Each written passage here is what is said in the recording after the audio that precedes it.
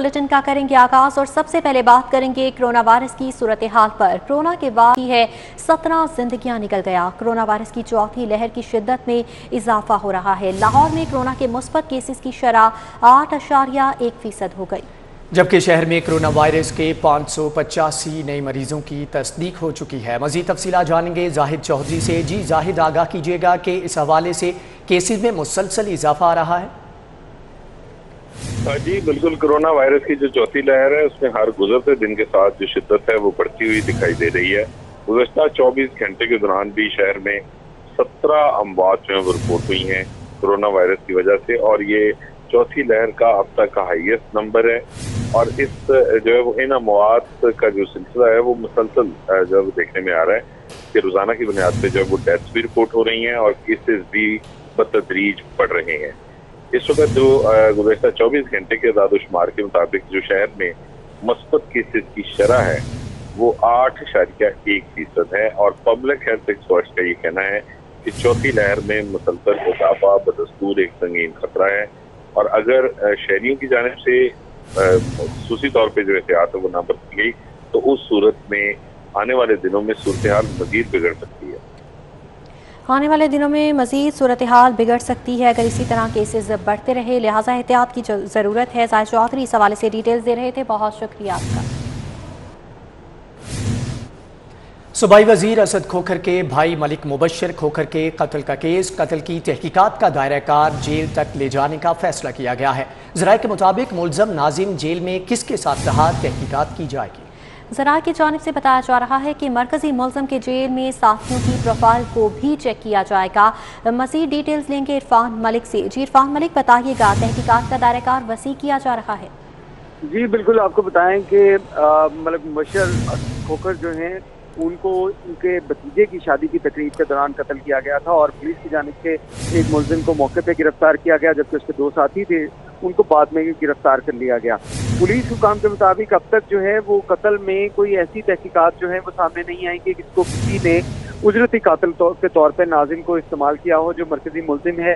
और इसी हवाले से इसकी अब तहकीकात, क्योंकि इससे जो लोग मिले, क्योंकि कुछ अर्सा पहले ये जेल से बाहर आया, तो अब ये जेल में जितना अर्सा इसने 8 साल गुजारा उस हवाले से तहकीकात की जाएंगी कि उसके उस बैरक में जहाँ पे ये कैद था वहाँ पे कौन कौन से लोग थे और क्या क्या इनसे राब्ते रहते थे। तो इस हवाले से पुलिस हुकाम का कहना है कि तहकीकात का दायरा कार वसी किया जा रहा है, क्योंकि अभी तक कोई ऐसे शवाहिद नहीं मिले कि कोई बैरूनी हाथ इसमें मुलविस हो जिसने मलिक नाजिम को उकसाया हो कि जाके कत्ल किया हो। पुलिस हुकाम का कहना है कि 3 मुलजिम गिरफ्तार किए जा चुके हैं, जबकि इस केस की तहकीकात के लिए अब जेल में जो इसके साथ कैदी थे उनकी तहकीक को उनको शामिल तफ्तीश किया जाएगा और उनसे पूछगछ की जाएगी, जिसके बाद असल हक़ाइक़ सामने आ सकेंगे।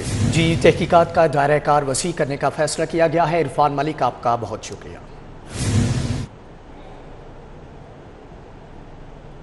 शहर में बिजली की गैर एलानिया लोड शेडिंग के खात्मे का अनोखा तरीक़ाकार अपना लिया गया। लेस्को के ट्रांसमिशन सिस्टम पर लोड मैनेजमेंट के नाम पर 132 की बजाय वोल्टेज की शरह 104 kV तक गिरा दी गई है। इस हवाले से तफसीलात जानेंगे शाहिद सिप्रा से। शाहिद, बताइएगा कि ये क्या मामला है और इस तरह वोल्टेज गिराना क्या ये कानूनी है?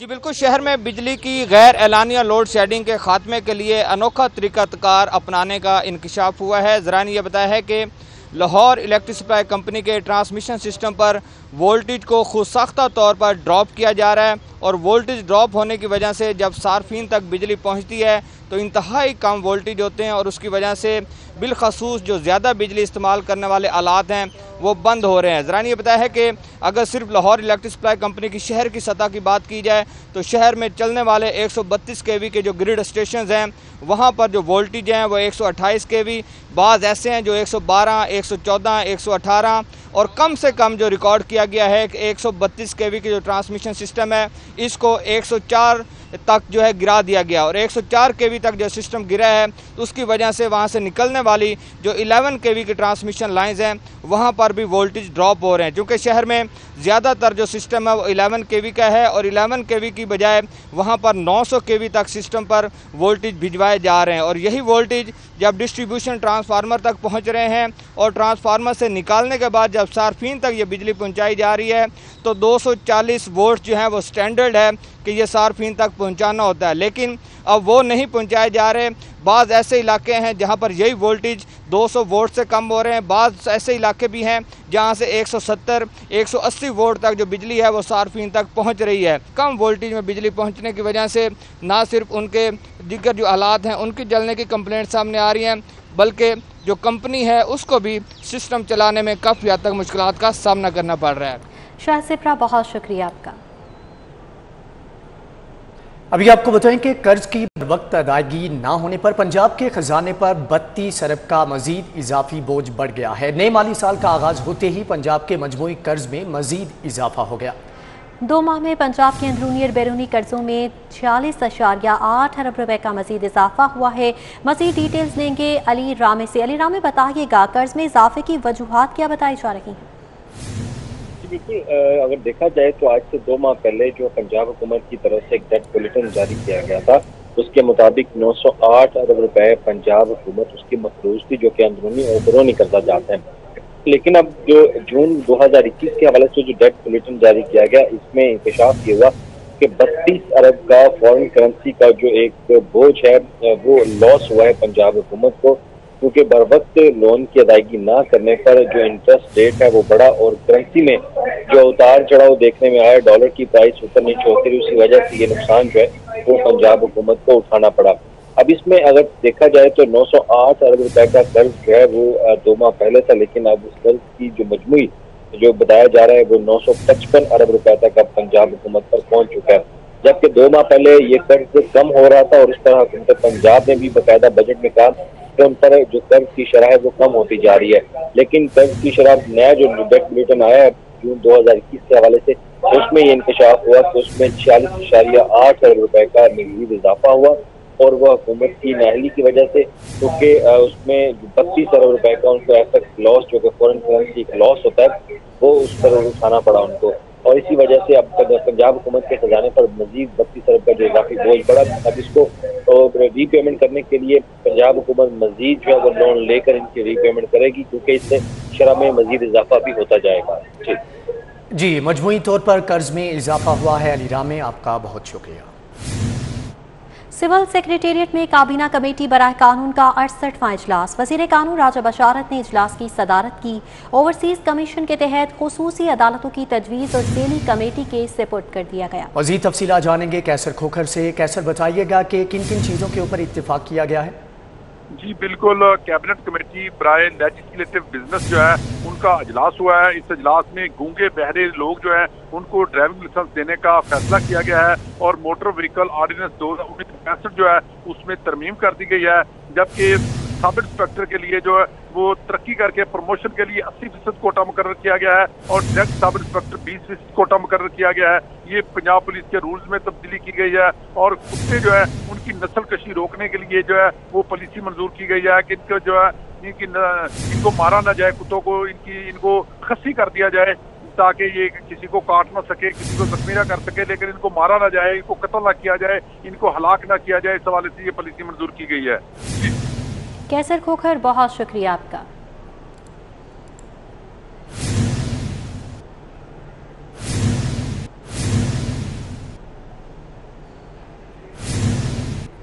और अभी आपको बताएं कि टोक्यो ओलंपिक्स के एथलेटिक्स मुकाबलों के जेवलिन थ्रो इवेंट में शानदार कारकर्दगी के बाद अरशद नदीम वतन वापस लौट आए हैं। लाहौर एयरपोर्ट पर फकीदुल मिसाल इस्तकबाल किया गया। अरशद नदीम कहते हैं, कौम ने जो मोहब्बत दी उसे हमेशा याद रखूंगा। कौमी हीरो अरशद नदीम को एयरपोर्ट पर वीवीआईपी प्रोटोकॉल दिया गया। सूबाई वजीर खेल राय तैमूर भट्टी, सदर athletics federation major general retired Mohammad Akram Shahi, secretary Mohammad Zafar, colonel Asif Dar ने खुशामदीद कहा।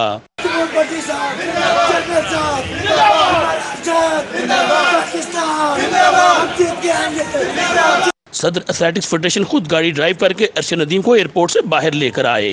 अरशद नदीम अपने वालिद को गले मिले, वालदा को देखते ही इनके कदमों में गिर गए और फरते जज्बात से आबदीदा हो गए। मीडिया से गुफ्तगू करते हुए अरशद नदीम ने कहा कि आने वाले इवेंट्स में कामयाबी हासिल करके कौम को बड़ी खुशियां दूंगा। इन्होंने जो भी मेरे लिए किया है, अच्छी फैसिलिटीज की है और मैंने अल्हम्दुलिल्लाह रिजल्ट दिया, अच्छा दिया। इंशाल्लाह नेक्स्ट टाइम हम में जो भी कमियां रह गई इंशाल्लाह हम पूरी करेंगे और नेक्स्ट टाइम इंशाल्लाह मैं पाकिस्तानी कौम को मायूस नहीं करूँगा। सूबाई वजीर खेल राय तैमूर भट्टी ने कहा कि अरशद नदीम ने पूरी कौम का सर फख्र से बुलंद कर दिया है। ये हमारा बच्चा एथलेटिक्स में हम इंटरनेशनली इस तरह हमारी पहचान नहीं थी, इस बच्चे ने हमें इंटरनेशनली पूरी दुनिया में 5वें नंबर पे आके पाकिस्तान को एक पहचान दी। अरशद नदीम अजीजों और दोस्तों के हमरा अपने आबाई शहर मियां चनू रवाना हो गए। कैमरामैन मलिक जावेद के साथ हाफिज शहबाज अली, सिटी 42। ऐसी तहजीब और ऐसी रिवायत और कहाँ होगी। कौमी हीरो अरशद नदीम हार कर भी जीत गए। टोक्यो ओलंपिक्स में शानदार कारकर्दगी दिखाने पर सोशल मीडिया स्टार वकार ज़का का कौमी हीरो के लिए बड़ा इनाम। एयरपोर्ट पर वतन वापसी पहुंचते ही अरशद नदीम को 10 लाख रुपए नकद इनाम देकर हौसला अफजाई की। कौमी hero Arshad Nadeem Tokyo Olympics में शिरकत के बाद वतन वापस पहुंचे तो लाहौर एयरपोर्ट के VVIP लाउंज में उनका इस्तकबाल करने वालों में सोशल मीडिया स्टार वकार ज़का भी शामिल थे। इस मौका पर वकार ज़का ने मेगा इवेंट में शानदार कारकर्दगी पर अरशद नदीम को 10 लाख रुपए नकद इनाम दिया। जनरल अस्पताल की जदीद तशखीसी मशीनरी खराब हो गई। MRI इंडोर में नस्ब CT स्कैन मशीन 2 साल से खराब है, जबकि नई MRI और CT स्कैन की खरीदारी का अमल ताहाल शुरू नहीं किया जा सका। रोजाना सैकड़ों मरीज MRI और CT स्कैन के लिए दरबदर हो रही हैं। 1500 बिस्तरों पर मुश्तमिल टीचिंग हस्पताल में इलाज मुआलजा मुतासर है। मरीज MRI और CT स्कैन के लिए प्राइवेट लेबॉर्ट्रीज से रजू करने पर मजबूर हो चुके हैं। जनरल हस्पताल की जदीद तशखीसी मशीनरी भी खराब हो चुकी है। MRI और इंडोर में नस्ब CT स्कैन मशीन 2 साल से खराब है। नई MRI और CT स्कैन की खरीदारी का अमल शुरू ना हो सका। रोजाना सैकड़ों मरीज MRI और CT स्कैन के लिए दरबदर हो चुके हैं। अभी आपको बराह रास्त लिए चलते हैं। Chairman NAB justice retired Javed Iqbal इस वक्त तकरीब से खिताब कर रहे हैं। जवाब दे रहे और यहाँ इल्जामात इतने तवातर से लग रहे हैं कि आदमी को जवाब देने का वक्त ही नहीं मिलता कि दूसरा इल्जाम आ जाता है। सिवाय से एक इल्जाम के जी कोरोना नैब ने फैलाया है, बाकी सारे इस वक्त तक आप पर इल्जामात जो है वो नैब पर लग चुके हैं। लेकिन एक बात जो जहन में रखने वाली है कि जब आपका ये ईमान हो कि आप अपने कौल फेल के लिए एक दिन रब के सामने जवाब दे हैं तो आप कभी गलत काम नहीं करते। और ये नैब के ईमान का एक हिस्सा रहा है, एक PN से लेकर चेयरमैन तक, कि हम अपने हर कौल फेल के लिए अपने रब के सामने जवाब दे हैं। और दूसरी मेरी गुजारिश ये कि अगर आप समझते हैं कि नैब ने कोई ज्यादती की है तो अदलिया वोकल है, अदलिया आज़ाद है, अदलिया मौजूद है, मजबूत अदलिया है। आप उनके पास जाएं और बताएं कि जी नैब ने ज्यादती की है, हमारे केस को ख़त्म किया जाए। ऐसा भी नहीं होता, मतलब वो, और उनको पता है कि वो अदालतों से इससे रजू नहीं करते कि केस जो है ये बेबुनियाद नहीं है। और दूसरी बात यह है कि नैब किसी के खिलाफ बेबुनियाद केस क्यों बनाएगा? हमारी किसी से क्या ज़ाती परखाश है? यानी 90% केसेस ऐसे हैं जिनमें मैं ये जानता भी नहीं कि जी केस किन के खिलाफ बना है। लेकिन जब भी कभी कोई रेफरेंस मेरे पास रीजन से आया है तो मैंने अल्लाह ताला को हाजिर नाजिर जानकर उसका मुताला किया है, उसको देखा है, और जब फील किया है कि केस बनता है तो हमने केस बनाया है। अब सवाल ये है कि नैब का इदारा वजूद में इसीलिए आया है ना कि जी आप करप्शन के खात्मे के लिए कोशिश करें। अगर करप्शन के खात्मे के लिए कोशिश की जाती है तो वो आपको इल्ज़ामात का सामना करना पड़ता है।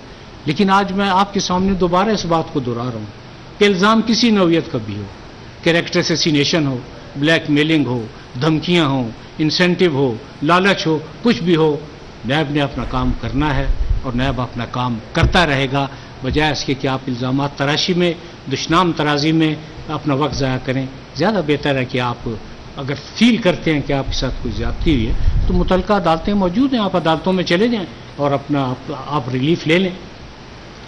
बाकी एक ये बात तवातर से दोहराई जाती है कि जी नैब प्ली बारगेन कर लेता है।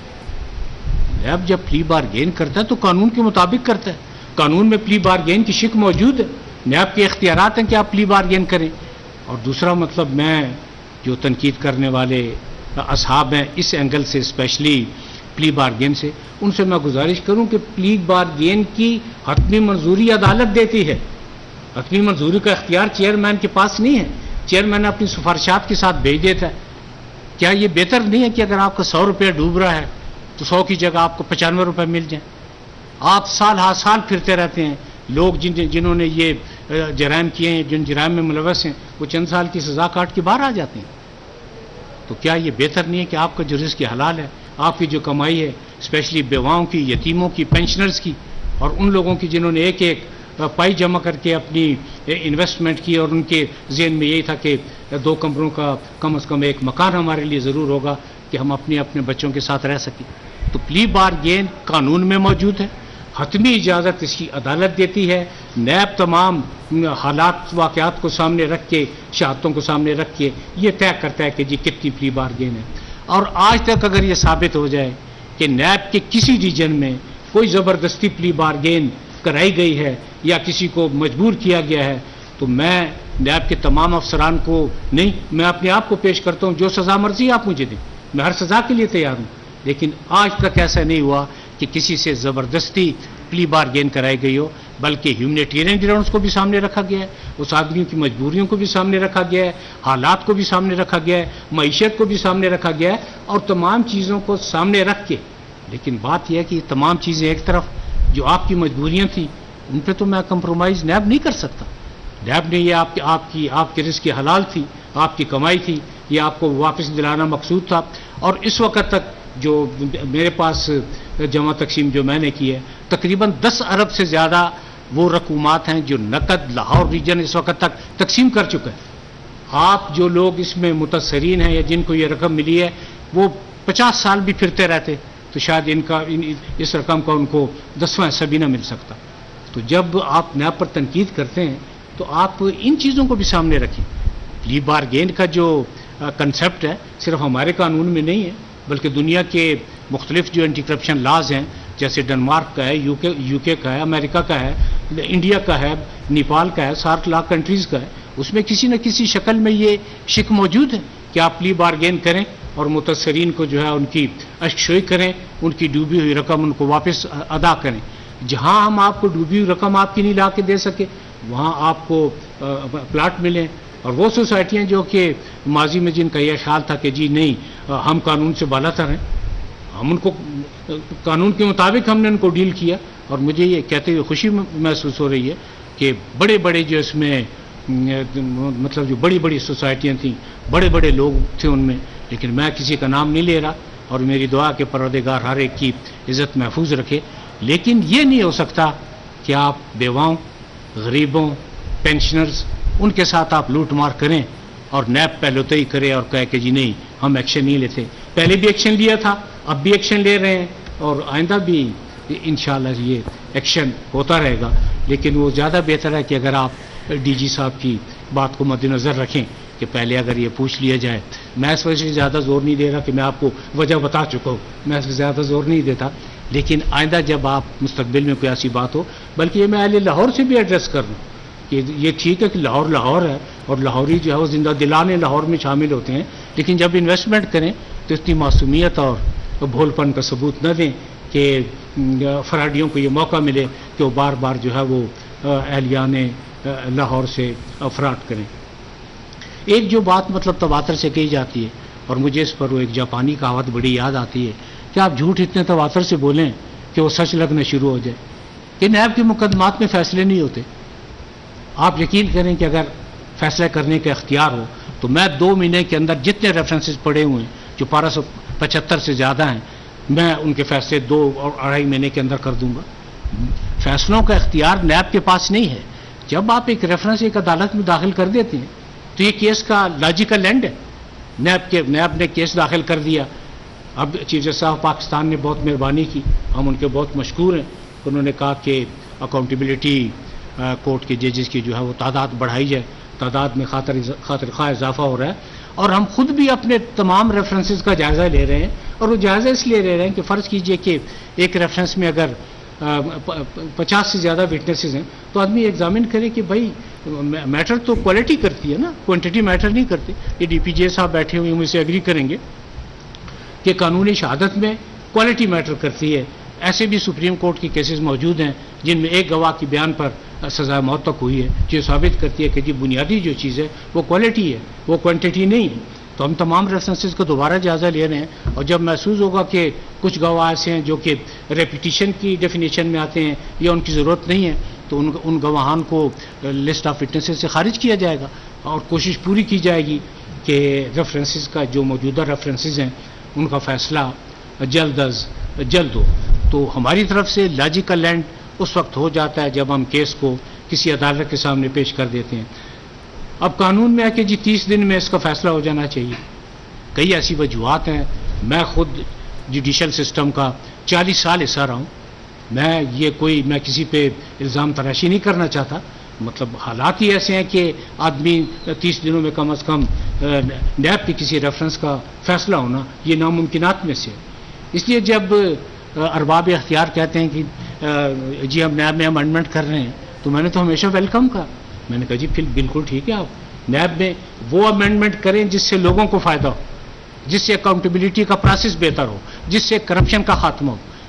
آپ اگر وہ امینڈمنٹ لانا چاہتے ہیں کہ جس سے ان لوگوں کا فائدہ ہو جو یہ سب کچھ کرتے رہے تو ان امینڈمنٹس کو پہلے بھی کبھی فیور نہیں کی تھی. اور فیور نہ کرنے کی سب سے بڑی وجہ اسفندیار ولی کیس ہے جس میں انہوں نے الف سے یہ تک جائزہ لیا, انتہائی بصیرت سے جائزہ لیا, انتہائی دانشمندانہ اس میں انہوں نے امینڈمنٹس تجویز کی اور اس کے بعد جو چیز آنریبل سپریم کورٹ نے فیل کی کہ یہ آئین اور قانون کے مطابق نہیں ہے ان کو ختم کر دیا گیا. اور یہ وہ لا اس وقت جو نیب آرڈیننس ہے یہ وہ آرڈیننس ہے جس کا مکمل نہ صرف سپریم کورٹ نے جائزہ لیا ہے بلکہ کئی موقعوں پر لاہور ہائی کورٹ اور ڈفرینٹ ہائی کورٹ اس کو دیکھ چکی ہیں. آپ بے شک دیکھیں وہ تجاویز جو لوگوں کے فائدے کے لیے ہیں, لوگوں کی بہتری کے لیے ہیں, ہم ہمیشہ نہ صرف اس کو خوش آمدید کہیں گے بلکہ ہمیں تو قانون کے مطابق کام کرنا ہے. پارلیمنٹ جو بھی قانون بنائے گا ہم تو بالکل اس قانون کے مطابق عمل کریں گے. چشم ما روشن دل ما شاد والی بات ہے. اور اس موقع پہ میں یہ بھی عرض کروں کہ جتنے پارلیمنٹیرین ہیں یا جتنے سیاستدان ہیں نیب ان کی ہمیشہ عزت کرتا تھا, ان کی عزت کرتا ہے, ان کی عزت کرتا رہے گا. ان کے نیب کے بارے میں جو بھی خیالات ہوں, ان کی جو بھی تنقید ہو, ہم نے کبھی اس کا کبھی جواب نہیں دیا اور نہ کبھی آئندہ جواب دیں گے. لیکن تنقید کا وہ پہلو جو تعمیر سے متعلق ہے اس کے لیے نیب اپنی طرف سے کوشاں ہے. متعدد ایسی ہدایات ایشو کی گئی ہیں جو اس تنقید کی روشنی میں ہیں. کیونکہ جب میں سیاستدانوں کی عزت اور توقیر کا ذکر کر رہا ہوں تو میرے ذہن میں یہ بات ہے کہ پاکستان بنانے والا بھی ایک سیاستدان ہے اور انشاءاللہ پاکستان بچانے والے بھی سیاستدان نہیں ہوں گے.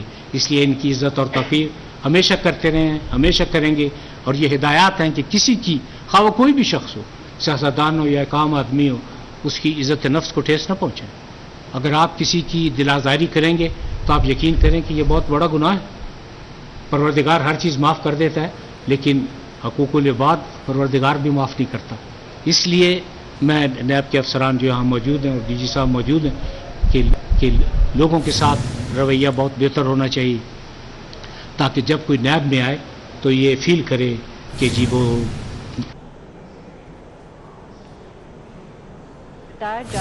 Chairman NAB justice retired Javed Iqbal تقریب سے اظہار خیال کر رہے تھے. وہ سوسائٹی کے متاثرین میں چیک تقسیم کر رہے تھے اور اس موقع پر ان کی جانب سے اظہار خیال کرتے ہوئے کہا گیا کہ نیب کے مثبت پہلوؤں کو بھی مد نظر رکھنا چاہیے. نیب کے پلی بارگین کے قانون پر تنقید کی جاتی ہے مگر اس سے عوام کو ان کا پیسہ واپس مل رہا ہے جو کہ اچھا اقدام ہے. لہٰذا نیب کو تنقید کا نشانہ نہیں بنانا چاہیے. نیب ترامیم کی جا رہی ہیں جس سے کرپشن کا خاتمہ ہو. Chairman NAB justice retired Javed Iqbal تقریب سے اظہار خیال کر رہے ہیں. واپس آئیں گے اس بریک کے بعد. ہمارے ساتھ بیورو کی ٹریسنگ ٹیم نے 10 سالہ گمشدہ بچہ والدین سے ملوا دیا. بیٹے کو دیکھ کر ماں جذباتی ہو گئی. اس حوالے سے تفصیلات جانیں گے سعدیہ خان سے. سعدیہ بتائیے گا. جی بالکل, یہ 10 سالہ بچہ ہے جس کا نام عمر وحید ہے. یہ تقریباً 6 ماہ قبل جو ہے وہ کوڑلک تھانے نے گمشدہ حالت میں چائلڈ بیورو کے حوالے کیا تھا.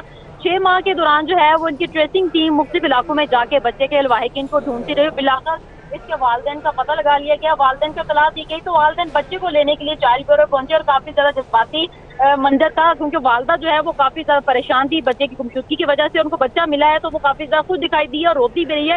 اس پر انہوں نے چائلڈ بیورو کا شکریہ بھی ادا کیا. بچہ جو ہے وہ والدین کی تحویل میں واپس دے دیا گیا ہے.